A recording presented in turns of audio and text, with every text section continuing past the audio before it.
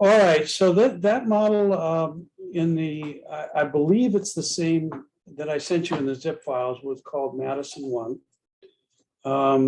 And it does some closed economy stuff, but I'm going to postpone talking about that because I'm going to do an open economy model. I'm pretty sure I'm just going to keep basically using this same model for other things. And so I think we've done the worst part of the learning curve for the day. So I think I can definitely do these 3 extensions in an hour. We should be fine with that. So I just added a couple extensions that I think are really important in policy analysis. In the early days of GE modeling, various trade distortions,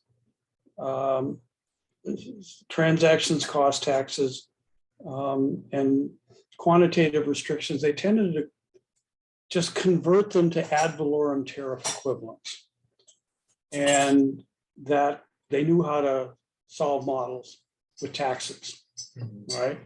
So you have a quote on something and you figured out the tariff equivalent, and then you do whatever counterfactuals you're interested in doing in. And the problem is that can be wildly off, because the tariff equivalent of a quota changes when you change any other parameter in the model. The shadow tariff, the tariff equivalent, changes. And secondly, a lot of transactions costs, transportation costs also were just converted to tax equivalents. You're supposed to do something with the tax revenue, so you redistribute that lump sum to consumers. And I'm going to show you that can also be wildly off. That real resource using transactions costs, like shipping costs, trade costs, bureaucratic red tape, have dramatically different welfare effects, much larger welfare effects than taxes that are just collected and redistributed to the lump sum consumers. So those are the first 2 extensions. And then I'll talk a little about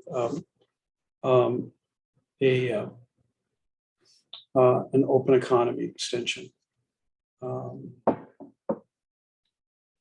So I'll come back to these a little bit.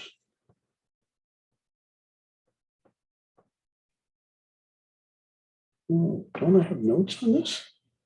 Oh, shame on me. Okay. I guess I have to just look at the GMS files. Yeah. All right. I thought I wrote up notes for that. Where would they be? All right. So I'm just going to go into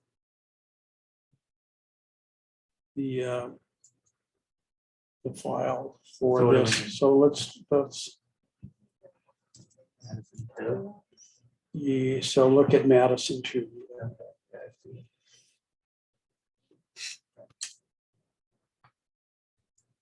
So so this, again, we're just gonna piggyback off basically the same model that we've been using and show how to model the difference between a real trade cost, uses resources versus a tax that just gets redistributed. So I'm going to set up the model where this is 0 and then show the difference between the 2. So there's a couple extra parameters in this case. Now TR is an ad valorem tax on a net basis. So it's the tax rate. And TC is a transport cost, which is going to be what is known as an iceberg cost. Is this a term familiar? Okay. So let me briefly explain a transport cost that we term an iceberg cost. The reason it's called an iceberg, the image is the iceberg floats down from Greenland and it melts along the way. So what arrives is smaller than what left. Now, this is a really simplifying assumption in that the transport cost is in the good itself. You're not modeling a separate transportation cost technology. Maybe you should, but this is a simplifying assumption. It's not a good one because it's sort of an ad valorem law. You're losing a percentage. So if if you ship a ton of coal versus a ton of microprocessors, the actual transportation cost on the ton of microprocessors is 1,000 times higher than that on coal.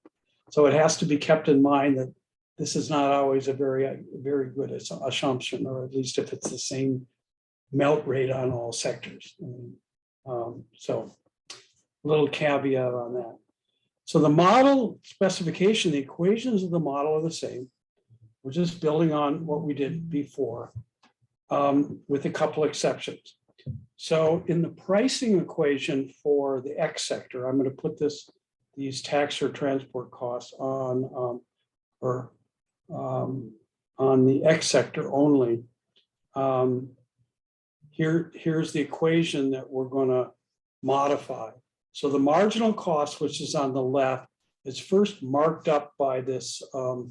I've modeled these as multiplicative. You could multiply them as additive, or you could specify them either way.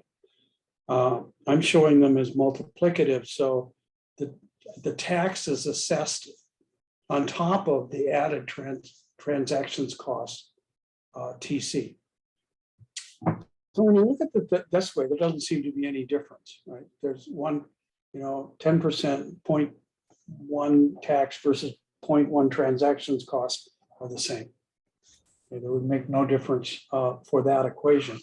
The company that's producing this good doesn't care if it's a tax or transport cost. It doesn't make any difference in terms of the pricing equation.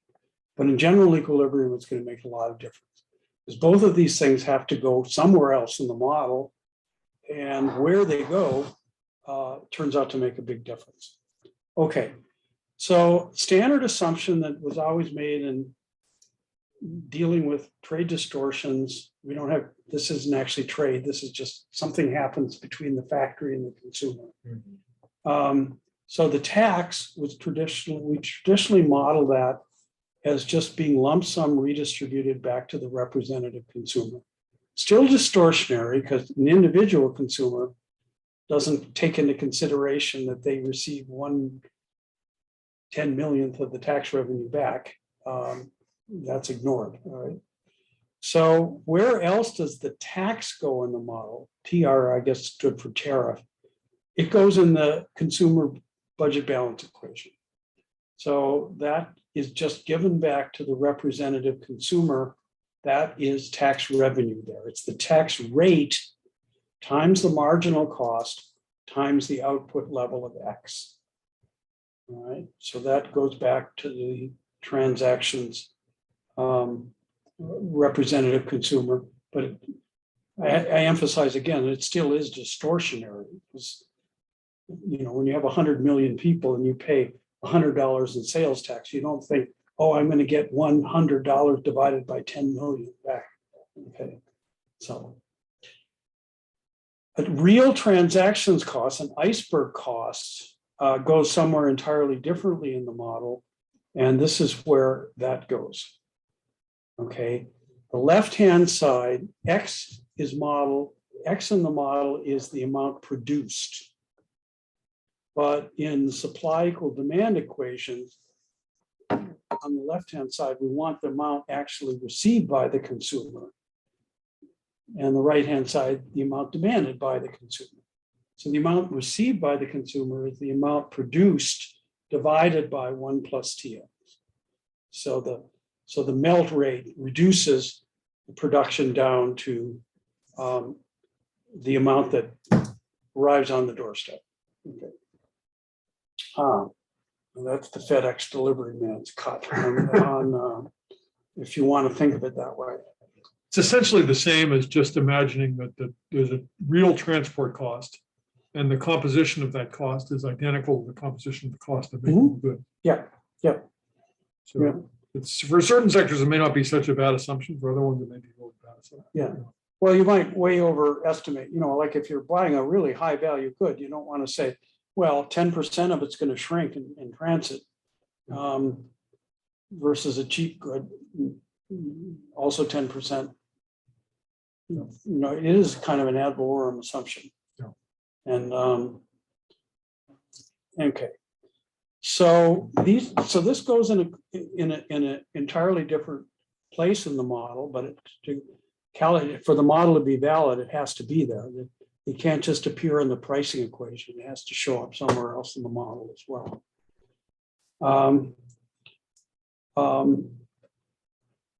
Okay, so X over 1 plus TC is the amount that arrives on the doorstep. Okay. The FedEx guy cuts off 10% of the package, which sometimes happens.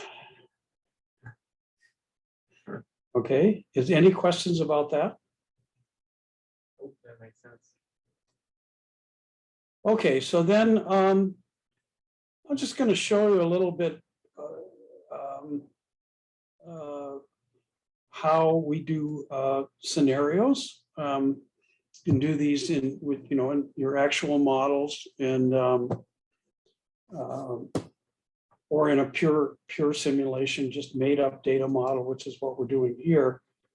Sometimes you like to trace out a path of a variable to see, so you can see how big changes start mattering. It's something how distortionary gets that thing.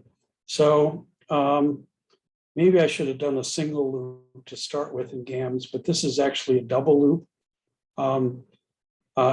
T is a set that's going to index 25 different levels of this cost, and J is a two-dimensional set. 1 means it's a tariff, and 2 means it's trade costs. So elements of the set J are J1 and J2, and the for gross trade costs T1 to T25. This is just a GAMS shortcut if you don't want to, if you don't need to name the levels of the set, so you don't have to say Alabama, Alaska, whatever order the states come in. You can write out each name of the set, member of the set with a comma between each one of them. Or if you just have an ordering of stuff, you can use this kind of shortcut, which is, if you have doing 100 different values of something, you don't want to write out. So for example, for the states, instead of writing them all out, you could just do one, or well, I guess. Yeah, and you could have a table that says, one is alphabetical, one is. Okay. Does Alabama always come first, or Alaska? It's Alabama. Al. Okay. So then I'm going to store up these results after each solve statement. Rate is going to be whatever that TC or TR value is. And welfare is going to be stored up not only over each value of TCTR, but which is it? Is it a tariff or tax? That's the index J. So welfare is a two-dimensional set or two-dimensional parameter. And then results for each thing, and star is kind of a wild card that allows you to put in a name later on. So the star there, is that what we call it, Tom? I call it a wild card. Wild card, yes. Yeah. Oh, okay. So that formats the results into a table, and we're going to dump that to Excel. Okay. It's important to know, okay, so in a GAMS parameter and a variable, when you have sets, a set can be described by a dimension. So in this case, both rate has one dimension, welfare and results have two dimensions, and the other is the domain, which in this case, the domain is the set that you use to declare the dimension. So rate is defined over T. So T is a set that's been defined above. Mhm. And the advantage of declaring the domain when you declare the parameter is that GAMS will double check to make sure you don't make references to things that are not in T. So it'll give you array bounds checking, make sure that you don't make an error. You think that it was on I and actually it's on T. So it it's helping you by giving you a way to double check what you're doing by doing the declaration. So it's always good programming practice to avoid free parameters, the wildcard approach. It's important to bear in mind, though, GAMS was designed for non-technical World Bank economists. So it's actually very sloppy. It permits you to be really sloppy. You can declare a parameter with no dimension and no domain, and then just use it. And once you've used it with 2 dimensions, then GAMS will assume that it's always going to be 2 dimensions. But you can be very sloppy. So you can declare it without a dimension, you declare it with dimension with no domain, or you can declare it with dimension and a domain. And you're going to be helping yourself if you always use the dimension and a domain. Yeah. That's the. No, that's good. I actually didn't know that. I did know that, but I'd forgotten that. Yeah, don't take shortcuts. I mean, they really end up backfiring, and then months later, you don't know what you did and what is this parameter results, and then you find out somewhere, oh, this is defined over 2 sets actually. Yeah. So write it all out. So I'm going to do a double loop. You can also just write this as loop parentheses J comma I comma. No, parentheses I comma J parentheses comma. But again, I kind of like to be able to look back in my code and see where these loops start and where they finish. So I prefer not to take that little shortcut, but it's perfectly okay to do that. So each pass through the inner loop, you're going to have a value of J, and then you're going to loop over all values of T. This is the second loop, okay, for the given value of J. All right, so J equals 1 is going to be, what did I just say it was? Tax or tariff, and J equal 2 is trade cost. So for tariff, it's gonna solve it for 25 different values of the tariff. And then it's going to go back and solve it for the same value, but for a trade cost. Okay. So when you pass through the loop, you want to make sure you set the things back to 0 initially before going through this. So TC TR equals 0, and then you say rate of T. This can also be done several different ways. The thing about a set index, even if they're just numbers, like instead of T1 to T25, it's 1 to 25, a set index is not a number in GAMS. It's whatever not a number is. It's thing. But you can convert the ordering of a set into an actual number that you can add, subtract, multiply, divide with by just saying ord, which stands for ordinal. Ordinal of T means that the first element of the set is number 1. The second element is number 2, and you can multiply, divide with it. So rate T says 0.05 ord T minus 0.05. That's just to set the first number at 0. Okay, so then the next number will be ord T is 2, so that's 0.1 minus 0.05 is 0.05, 0.1, 0.125, etc. Okay. And then this can also be done a couple different ways. The next thing is a conditional. So the $, you can also use if-else statements in GAMS, but this is just the way I did it for this model. A conditional, oh God, I never know how much to go into things. Conditionals can be put either on the right or left-hand side of the equation. And it took me a couple of years to remember which is which because they actually do different things. If the thing after the $sign, okay, or J equals 1, if that's on the right-hand side of the equation, or the left-hand side of the equation, if the conditional is true, it's the same thing. Okay, it'll set TR equal to rate of T. But it's when the conditional is false that GAMS has this flexibility of interpreting that 2 different ways or executing that 2 different ways. If the conditional is on the right-hand side and the conditional is false, so or J is not equal to 1, then it sets TR to 0. If the conditional is on the left-hand side and it's false, it leaves the current value of TR in memory unchanged. So the right and left-hand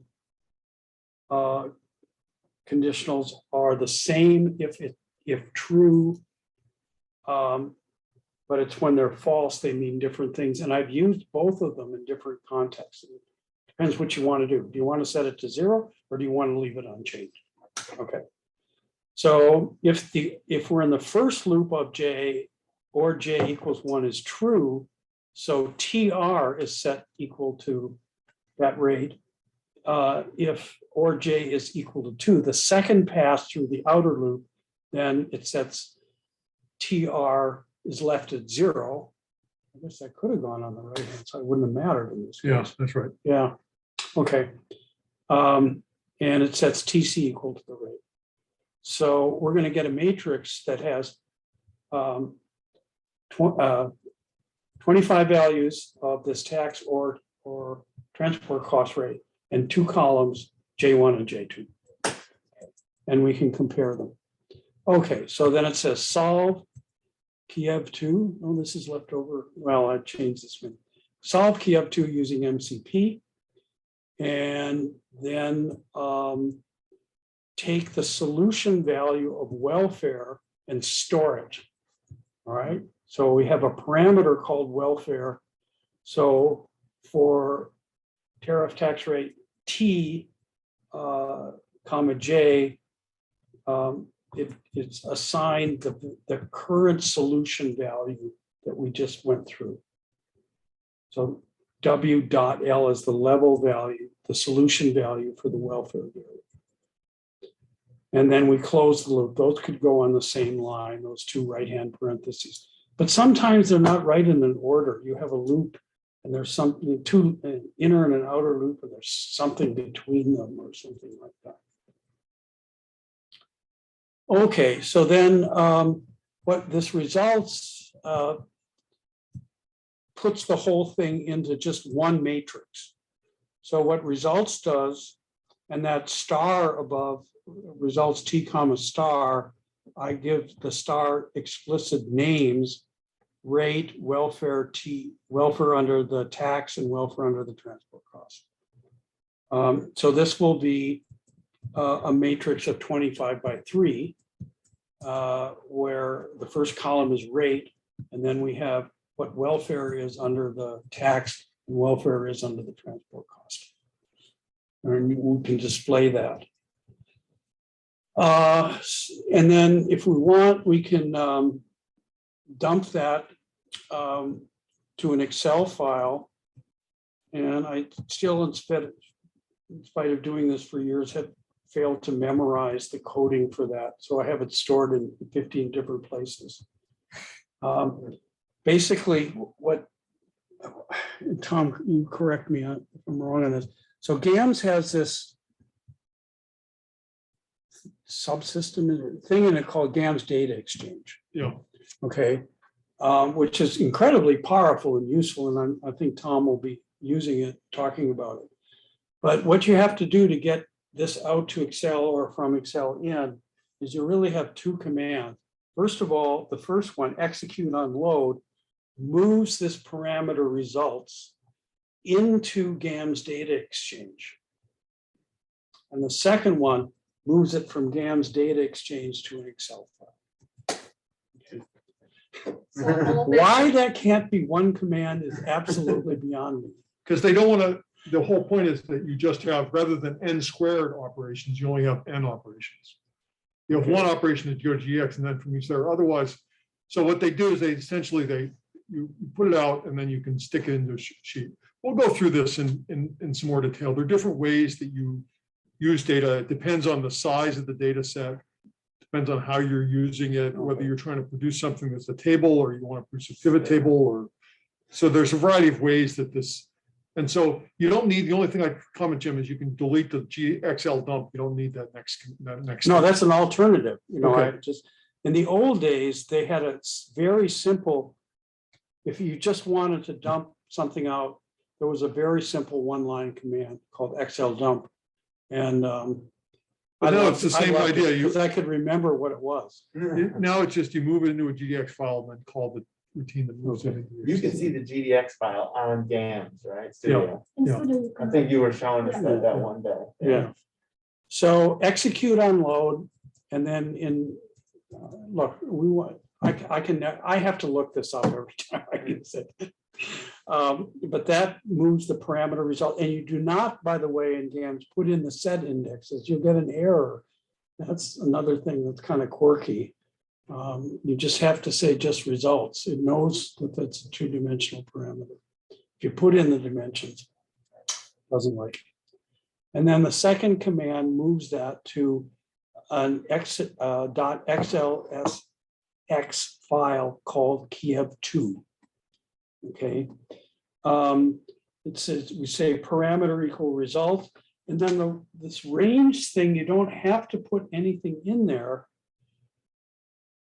But if you put other stuff in there like comments and stuff, and you don't have the range in there and you run it again, it'll erase all those comments. Yeah. So it's very, It's it's better to point good. to where you want it to go. Yeah. It's good. I don't have the ending cell. I just have the starting cell. That's as fine. It 83. starts at that corner. Starts at that. Yeah, it should start, I should have colon, whatever, or this other stuff will get erased when you run it. You can again. tell it to match you can, I'll go through some examples. to show Okay. you this. Yeah, this is Tom's Wheelhouse. territory. Yeah. All right. So when you do run this thing, where does it go? So Like, where this- do we find it? So what it should be doing is, what that will do is call this routine to load up. So I would remove the lib include call at the bottom. Jim. You don't Okay. need that. Well, I started out. Yeah. The drop. I used to So- love that. It was so simple. I wrote my whole multinationals book using that command. Oh, I see. Of course, that was 20 years ago. Yeah, so this stuff Okay. moves on. So it's like, and then we move the stuff out. It's, the thing is, computers are changing, and so stuff changes all the time. So it's this ongoing battle. The problem I have, we had this innovation that Excel suddenly could read 1.1 million records, and you thought, oh, this is great. And before I knew it, working with the Brits on the Brexit stuff, we were Yeah. producing data sets with 10 million coefficients. So then it turns out that you can move the stuff into CSV, and then you can link it. Excel now links from a CSV file. You can link a database into your spreadsheet. Right in. So it's like all this stuff changes all the time. It's a pain. Just getting used to change is like a pain. Yeah. But anyway, I'll go through several examples. of how to do that tomorrow. I see it here. I ran it and it gives you the table at the bottom of the 25. Yeah. Yeah, so I said display. Remember again, if you want to look at a parameter value, you have to ask for it, because there's, in these big models, you don't want it to automatically print out 10 million parameters. Okay, so I say display result. Again, you don't show the set index, and that's the But what result. do we learn here, Jim? This welfare cost, Well, I'll show you a welfare. diagram. Okay, So I've also dumped it to Excel, which makes it easy to, where's the file from Madison? Oh, it's called Kiev2, okay? No. That's what I'm saying. Well, the diagram, so this, then I take this and make a diagram, make a chart. Yeah, you could, like Thomas, say, go into a pivot or whatever you want to do with it. yeah, this guy is flat, so you'd want to make him do a chart. Just highlight from A3, A4, Jim, or A3, that's fine. Down to the bottom and just say insert chart. What? Really? And Like this this? is for the people. Well, it depends what kind of chart you want. Now you want to go not from that column, Jim. You only want to Yeah, go no, column- you don't column want- B. And put Yeah. a 0 in there at B and B. Otherwise, That's right. it'll put in something. It'll In omit the fact, table. it doesn't like it if you have a label in that column. Okay. If you want the first column to be the x-axis. And then say And the insert way chart. I do it is say, insert, Yeah, look at all the charts. You really want an XY graph here. This is linear in this case, so it doesn't really matter. yeah, there you go. But, That looks fine. yeah, So the thing is, what we're learning here is that this welfare cost, you lose rectangles rather than triangles. correct, exactly. That tariff, that revenue triangle is deleted. Yeah, And it makes a big difference. yeah. So in the notes, if we go back to my notes, I actually tidy that up. And that's what it looks like. Yeah. That's the difference between this being a tax and a real iceberg transactions cost. It's a really big difference. So if we think about related to FDI, this is quite important, right? Yeah. Things that are basically things that are avoiding tariffs or whatever, those are relatively small change. But things that result in direct transactions that have direct real effects, that's very different, right? So this is just highlighting that the instrument choices really matters. And essentially here, if you have things that consume real resources, then that's a very costly. Are much more costly. So the tax curve is actually flat at zero. That's a consequence of the first order envelope theorem. Yeah. And it's funny because a lot of the early GE work where everything was just modeled as a tax equivalent would get these really, really small welfare effects. We used to joke with John Wally that the answer to any question in the CGE model was 1.5% of GDP At most. at most. No, but there's another related concept that went back to the 60s called the Harburger constant. Harburger constant was always 0.5% of GDP. That was the answer in any real side shock. Yeah. And that inherently, that's the essential challenge that intellectually that continues to this day, is that there's a tendency to rely on optimization, market equilibrium based stories. That's what drives policy. That's what's compelling. If we tax this, then that will move over here and this will happen and da da da. But in fact, the answer is always zero. The effects are always really small. Whereas if you take up a model where you have an inherent spillover, there's some knowledge spillover. If we let the Chinese move in here, they're going to steal all our secrets and all this stuff. That model can give you much bigger numbers. But that's a model where the government can intervene and make things better. So the laissez-faire, the advantage of the Harburger constant model is the answer is always don't tax anything, let the economy do its thing. The problem with that model is that the gain is relatively small. The cost of intervention is typically very, very second order. Whereas the other model where you show, oh, we have large spillovers, there's loss of knowledge, there's this, that happens, that's all fine. But in that case, laissez-faire policy is not a good idea. So there's this tension, there's this intellectual tension between these two approaches. This is my view. I'm an economist, but I'm sort of, that's my sort of simple-minded interpretation of what the story is. Yeah, so the point is, difference is considerable. You see here, this is just a toy model, but a 20% tax has basically zero effect on welfare when it's just redistributed back to lump sum.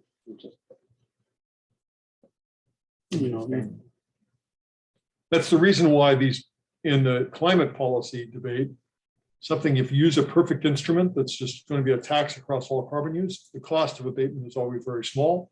But if you do it through mandated adoption of technologies that are more costly, or if you there's lots of interventions so the choice of instrument turns out in the constant returns to scale of competitive model is always the crucial issue. I mean, if we think about doing policy analysis in this setting, there's always first, second, and third order impacts. So the first order impact is what's the magnitude of the wedge? How big is the tax? That's always the first order effect. The second effect is what are the elasticities? What's the inherent slope and the responsiveness? Because the magnitude of the triangle depends on how steep or flat the curve is. And a distant third is going to be what are the value shares at the benchmark point? What's the value? But the problem in government settings is the value shares are what we can measure. That's what comes from the data. And so there's a preoccupation with government of fixating on what the values are in the benchmark data set, when that's not the driving thing. The crucial thing is, what is the instrument? How much of a tax are we applying? And the second is, what's the elasticities? And those are all things you can't measure just from the IO table. Those are things. Notice that in his model, the elasticity is imposed on top of the benchmark shares. Yeah. Right? So this is just a general sort of theme. So this is good as an example. Yeah. It's the same story you would get if you had Jim mentioned at the beginning, this smuggling model. The same thing would happen. If you had smuggling, then smuggling, if it's a more costly way to avoid the tax, then you use real resources and suddenly the cost gets much more costly.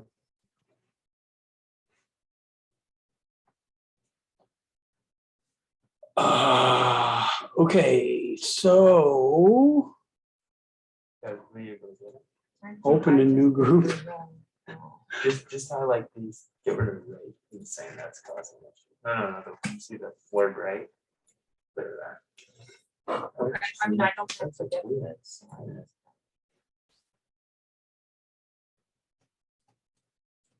We do it just, Yeah, try that. it's fine. I don't think that's right, though. No, it's just getting the,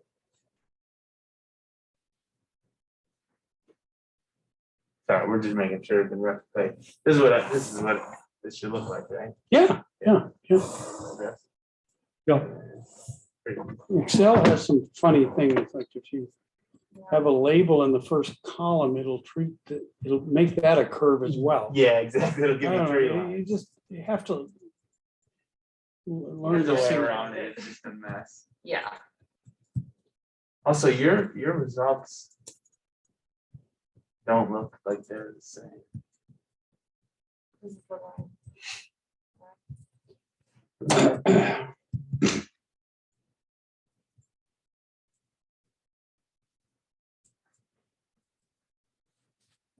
The first couple don't seem to match what. Let me see your result chart, No, Jim, Yeah, I even on Cam's is fine. yeah, but I think I deleted without saving it. Yeah, You're hitting something different. you can get, 197. pardon? What would cause her to get for T2 it to be 1 instead of 0.999777? So in box C5, her figure is 1. Have you reduced the number of digits to like, I mean, I didn't, but it might be the setting is that way on default. I think this is rounding. Let's see. So in the settings, how many decimal point, how many I only figures do you have have to 3. the right of the decimal point? I only have 3. Oh, then it's, okay, It's so you rounding. have to reformat cells, you have to go, To the settings. Oh, no, the thing is, that's the list file.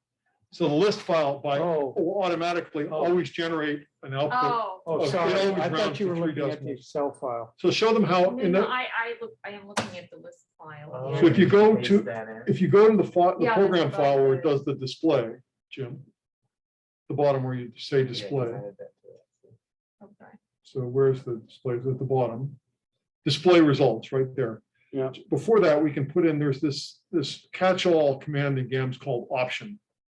And we can say a line that says option results : 6. And then it'll give you 6 decimals. That's the number of Options, the what? op Oh, results : 6, semicolon. Okay. So if you run that, then you'll get 6 decimal points. Okay. So the option statement is used to among other things, it's used to change the way things look in the listing file. When you do the display statement. Yeah, see, now the results look like this. And this is, the listing file What the heck is intended to be sort of a, That's right. No, you're on the wrong list. You're on Madison 3. We need to be on Madison 2. Oh, yeah, thank you, thank you. Oh, I made the change in Madison 3. so the list file, when GAMS first came into play, the list file was the only way we could get numbers out. So we'd always be coming up with methods of getting the numbers out of the list file into our display data. Now, you move the stuff in a GDX file into an Excel file for fancy reporting. Yeah, But you just look at the list file and see, well, what are the numbers? It's sort of quick and dirty. yeah, I see what you mean. Yeah, if you're gonna do any sort of like, Yeah, if you're gonna format Presentation, stuff, yeah, then you want you to need move to the stuff format into something Yeah. that's better. but if you're The just whole- looking. The whole idea of GAMS was to not do any of that visual stuff. It's different, it's a different design philosophy than say R or even MATLAB. They were designed, okay, let's produce a lot of eye candy to get more clients. Yeah, that's why Whereas- they have the little display. over Yeah, they have the these top. fancy displays and all this. Yeah, Whereas Alex's view is, I don't want to build eye candy. I want to solve models. I'm not going to do that. So he basically, his idea was, I'm just going to produce something that can basically solve the model efficiently and give you a tool for getting the idea straight, and then let you figure out how you want to visualize it. Yeah, you can do your eye candy elsewhere. That's right. That's the whole idea. Is what it was. So when you run something in GAMS, if you rerun it, you need to save it as something else. Otherwise, it just Well, doesn't if show you look it. at the way he did it right there, if you want to take it, Okay, No, so it's one thing is listing we file, can yeah. run a specific parameter into a GDX file, or if you're not sure what you want to visualize, you can run the whole model into a GDX file. So you can say, why do you do that in Excel? Just know one how to second, do or in the 1 second, I'll tell Why you. isn't my listing file not appearing now? I'm having issues now Oh, too. for Christ's sake. Oh, it's because I so have the here, I old, think I need to do this maybe a different. So it's options, results. Option results, Oh, it's not options, option. option results. Oh, I also did options. Yeah, I for think it some was option. reason. Okay, that might have been my issue. Because I'm like, Okay, yeah, I see it. It's right here. So I see it. There's a thing at the top that says GDX equal to Madison 1. And just verify if this works. Okay, so let me just, Jim, I'm gonna steal the But I did put that in on, I still get 3 digits, so I think I need to save it. 1 as second. something else. Yeah, let me just show you how this works. So I just, 1 second, I managed to close my Zoom meeting. now my thing is not opening the listing.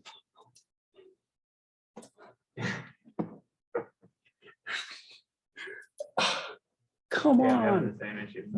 I'm actually getting, oh, you're actually the same issue. Yeah, up top, it's got a red. No, No, no, I no, have to the your same thing. right.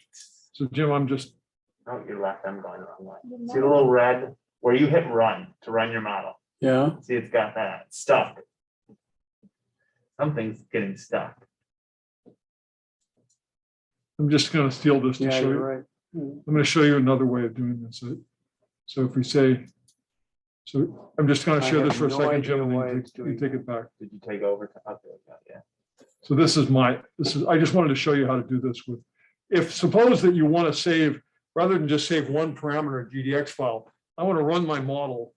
Let's see, you're using Madison 2. Yeah, So Yes. let me just say, I'll say file open. Madison 2. why does it just say stop interrupt in the middle? Maybe it's because of options, that S. So this guy, now I've got Madison.2. Now up here, I can say GDX equals to Madison2.gdx. Can you close that interrupt and stop? That's on Jim's machine. Don't know. Oh, I've okay. never had this happen. Just itself. Okay, there we go. Okay, So, GDX. hold on, we want to equals- try this now. I do. So on Madison 2, I'm just saying GDX equals Madison2.gdx. Okay. Up top, yeah, Up top. in the like word bar. That's the command, that's additional commands you can put onto the machine. Right there, yeah. He wrote GDX. So then I say run that guy. It runs it. And then I can go over here and I can say file open. And I can say Madison2.gdx. So I can open my file that's the output file. This gives me a list then in the GX file. I get a list of every data that was in the thing and its value at the end. So if I look at results, for example, what was it called? Results? No, it's going to be type. It's going to be parameter. Yeah, it's called results. Did mine not generate a report? This is a little bit like GTAP. Let me just see, where did this go? Exit. Yeah, I'm sorry, I had an exit, so I have to remove mine. Sorry about that. I was messing with this model and I screwed it up. So I'm just gonna say. This is your, your. My version of your Oh, model. good, because I want to be able So to then I say recover mine. GDX equals Madison 2.GDX. There's all the solves that Jim does. We can see the whole thing running. It saves the thing. And then I can click on GDX on this guy. So file, open, Madison 2 GDX. And then that should have everything there, including results, which is a two-dimensional thing. And I can basically, I can move this guy. I don't know how to do it, right? I can move this one over. No. I haven't messed around that much with the studio, but there's a way, there's all the data you have. Oh, I see, you can sort of. You can, Yeah. there's ways you can display it in this format to look at it. And you also, from this format, you can also copy it and then you can manually copy it from here into Excel. Yeah, you were showing this on one of the Tuesday calls. which was Yeah, you helpful. can basically move this stuff around. So this guy gives you a bunch of, this is ways that you can get the thing. Let's see, edit, copy, edit, copy, and then I can say Excel.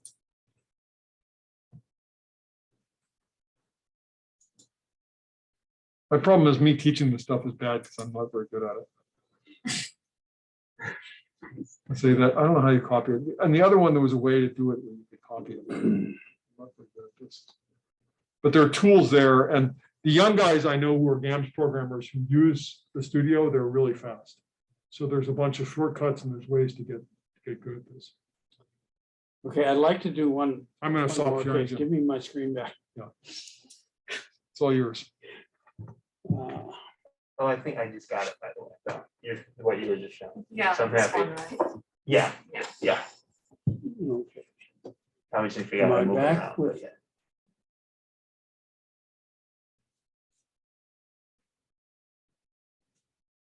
No, I'm getting this interrupt thing.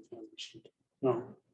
It's there now. And there's the listing files back. We're all Okay, set. it's back.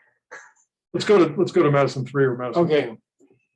Or back to the slides. Yeah, we have 15 minutes. I promised to stop it for our time, like East Coast time. Open a new group. Madison 3. Okay, this is an extension that I also think is quantitatively really important when people are doing simulations, is not convert quantitative restrictions to ad valorem equivalents. Because again, as you start making bigger parameter changes, the results differ dramatically. So this is a real, I'm just, again, using the same model so we don't start from scratch. Just this closed economy, two good, two factors, one representative consumer. We're going to do something different. We're going to have a tax, again, it's called TR on the X sector versus something I call QR, which is a tax equivalent of a quantitative restrictions.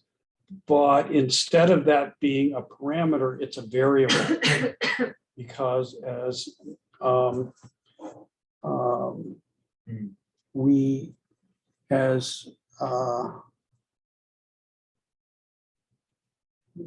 let me just refresh my own memory here.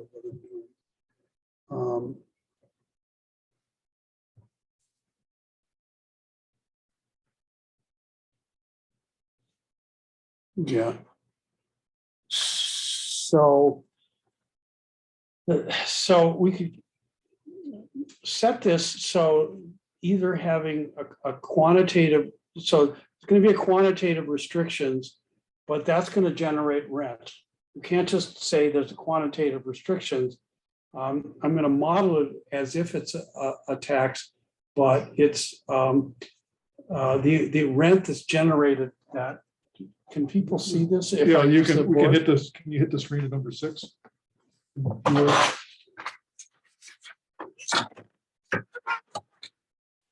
Okay. Sorry.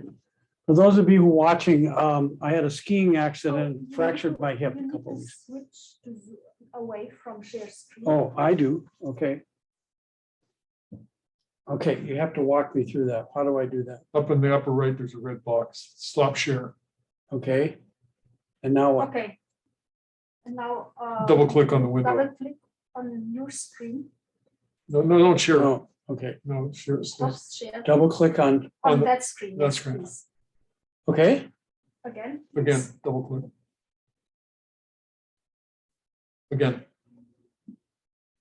Why does it not go to full screen? I don't I understand. think it's double click though. Double So click, Jim, the- not simple. I did click it, double click. Hmm. Well, what if you hit the three little dots? I guess not. Don't know, I don't, this is a Zoom question, I, So I think go to the top right where it says view and change gallery to speaker. Oh, yeah. It's on the, yeah. Ah, yeah, speaker. what does Okay, that do? and if you talk now, then it changes to yours. yeah, just Testing, talk, testing, testing.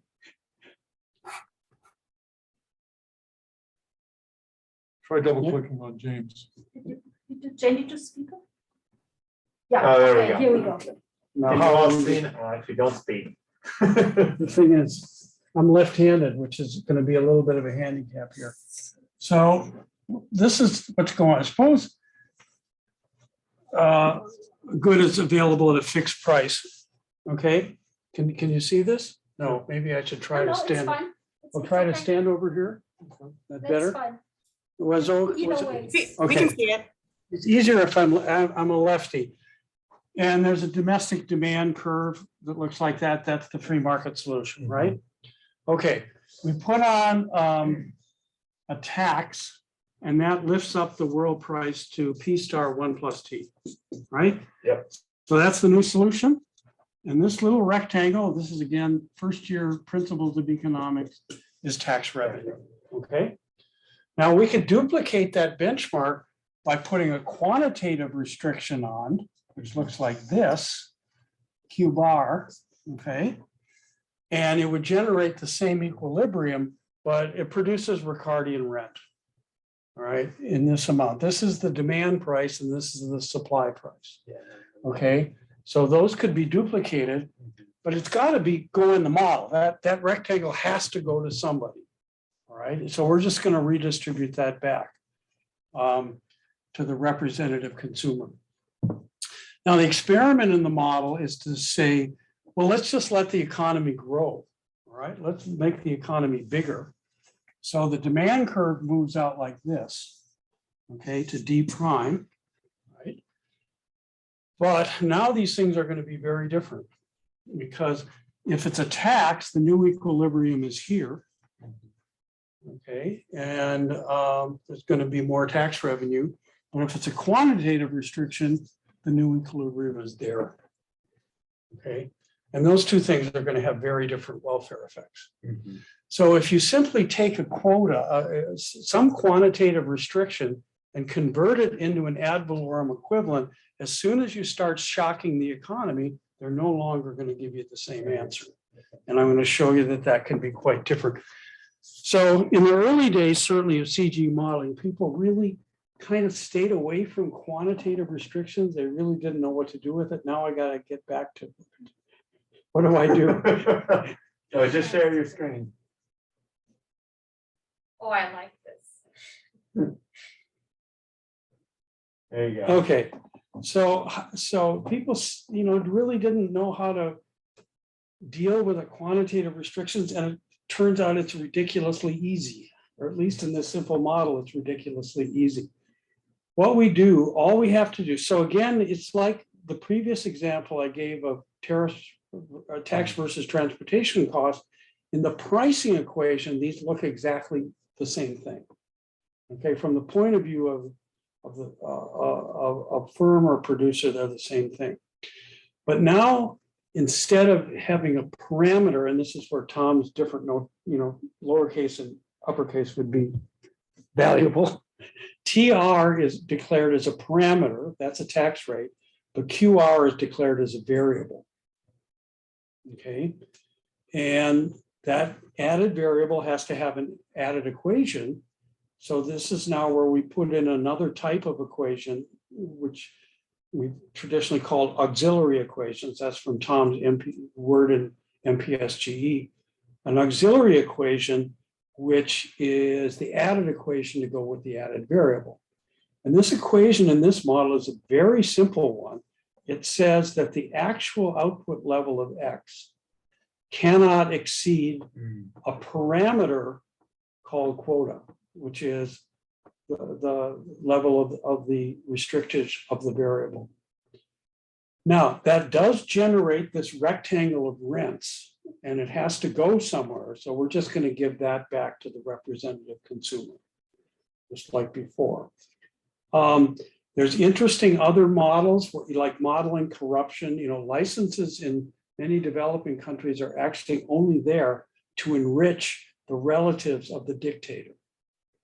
And seriously, I mean, the amount in Indonesia, the stories, under Suharto and Sukarno, these guys just make up restrictions to generate rectangles that enrich the generals to keep them on your side or your relatives.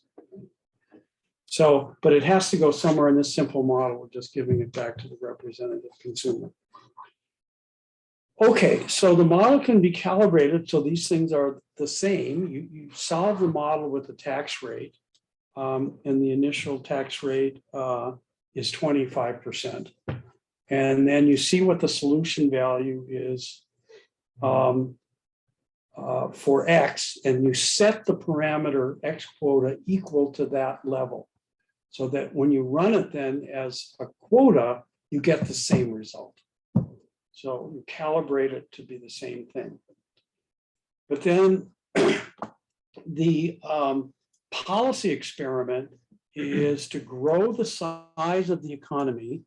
So here is how we do that. I just say size is of T, set index T is 0.725 plus 0.205. So the first value is 0.8. And then it goes up in steps. And that just multiplies the labor and capital endowment in the model. So it's a completely neutral, we're just blowing up the production possibility frontier of the economy in an outward direction. And then again, we have these conditionals that say for the J index, if it's the first element of J, it's a tax. If it's a second element of J, it's QR. If the element is equal to 1, then QR is fixed at 0. QR.fx is equal to 0. So then if it's index 2, QR is a variable. So by the way, again, we said this before, but to unfix a variable, you need 2 commands. You got to say QR up equals plus infinity, QR low equals 0. And that's an O, not a 0. Low. Okay. So we're getting very short on time. So can answer questions later if you have any questions. But this again will produce this little matrix of results then. Just one comment, the way you've put QR in here is you're interpreting this as an ad valorem equivalent. You could have just put this in as plus QR. You could have it as a direct price on the, in other words, rather having multiplied times TR, you could just add it to the format in which you introduce that to the profit equation. It's not, it's not written in stone. That could be, rather than 1 plus QR, that could be simply, you can multiply 1 plus TR times that and just add QR in there. It doesn't really matter, right? Yeah, but if you want it in the same units. That's right. You've done it this way, so you have it in ad valorem equivalent. Yeah. I understand. Yeah. Okay. And they're never both positive in this model. Right. Now, whereas in the other model, they could have been both. You could have a transport cost and a tax. And the model, the way it was written multiplicatively, means that the tax went on top of. Yeah. But the fact that it's multiplied times the cost index is not essential. It could be you could denominate that as a price index. Yeah. But you got to be careful then if you change, you might have to change this line of code as well. Right. As to what that revenue is. Okay, so let me just run that model.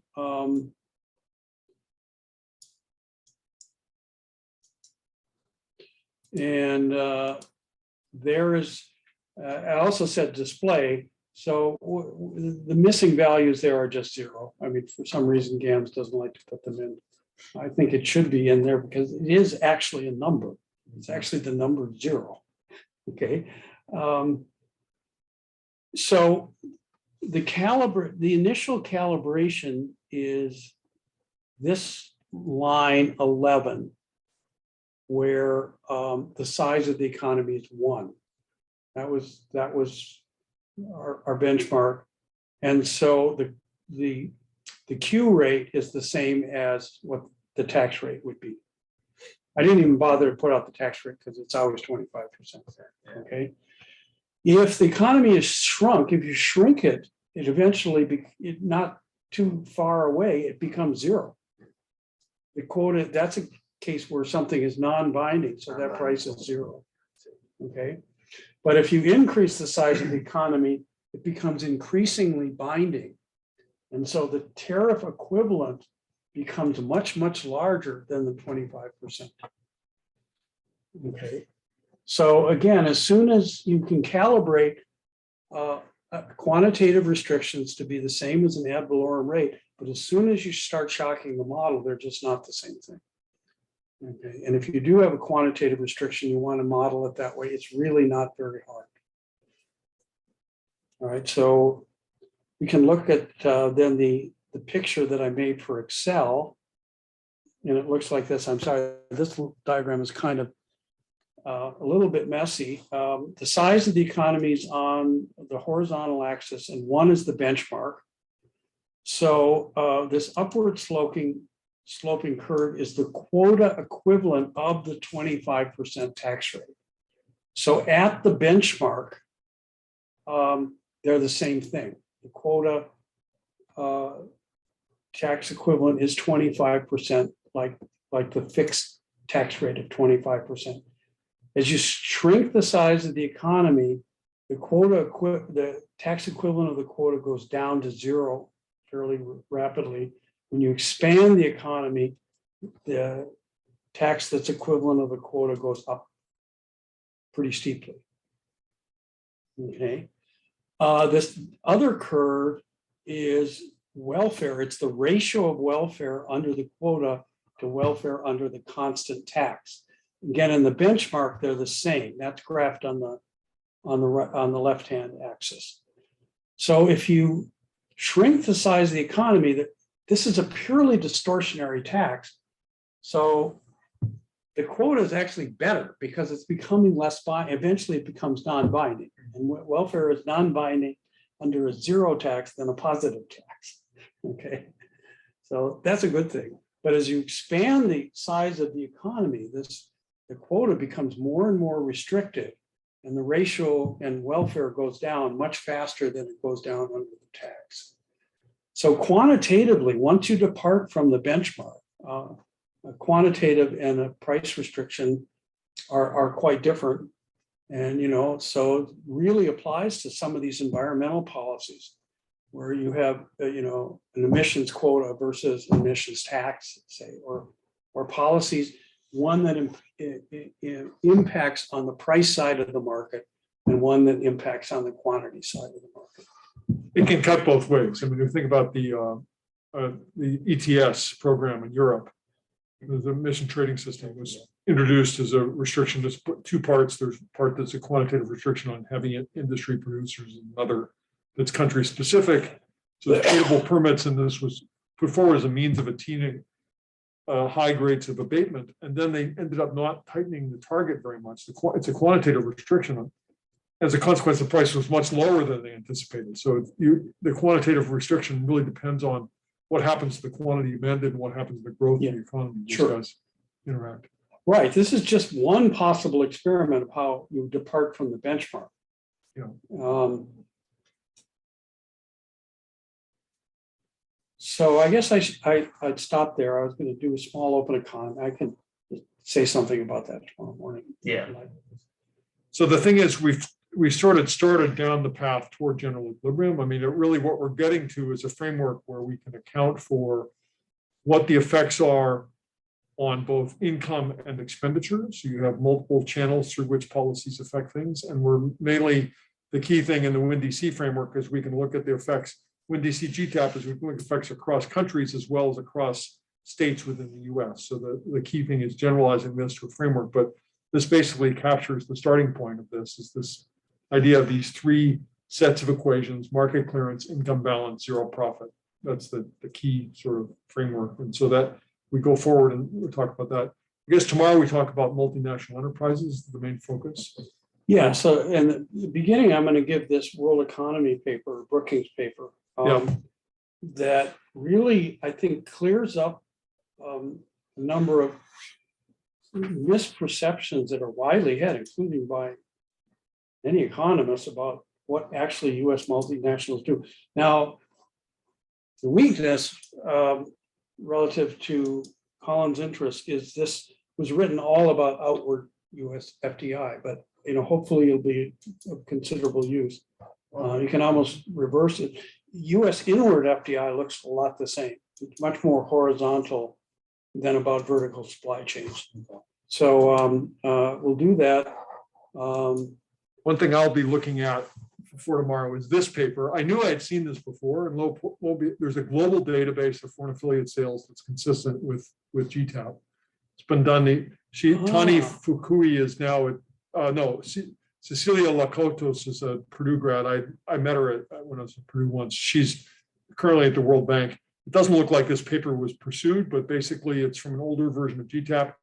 The advantage of it is they actually produced a zip file with the data, and they have a technique for how they've reconciled, because as you point out, there's a whole lot of data at BEA and so the thing is, the question is, how do we manage that? We don't have time this week to muck through, as always the case, it's reconciling the data, but if they have a technique and they have a starting point, we may be able to talk about those. But tomorrow, the objective is to give us an overview of how this works, how Jim has thought about it, and then we'll think later this week about how this goes.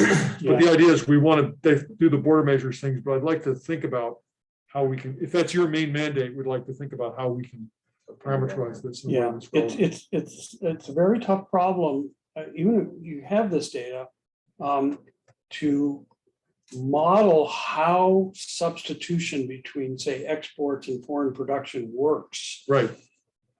Which has been part of my life work for 25 years.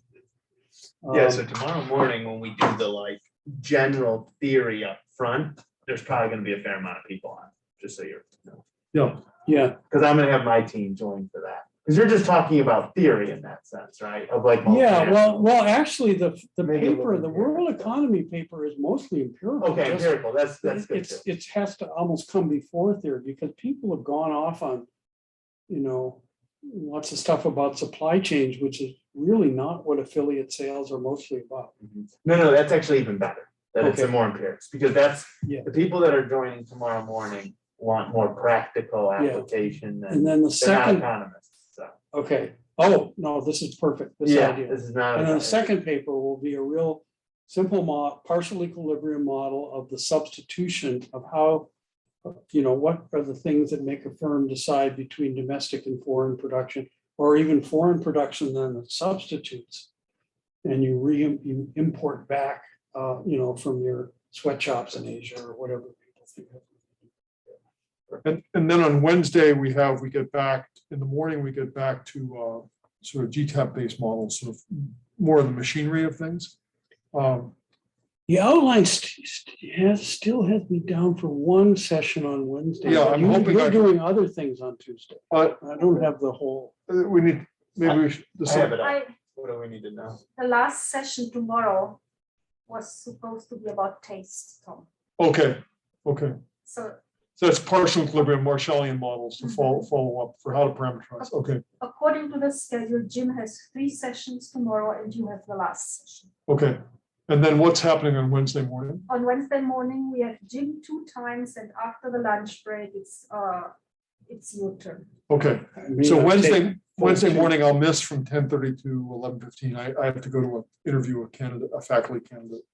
for 45 minutes, but Wednesday morning, then is your. Bring him or her in here. Oh, Yeah, give us a Guys, Zach second. is a really, anyway. So that's the game plan.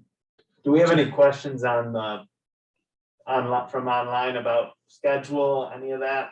Obviously, we're gonna start on time tomorrow. We're gonna build in some things, but any, even material or just schedule? Are we all good?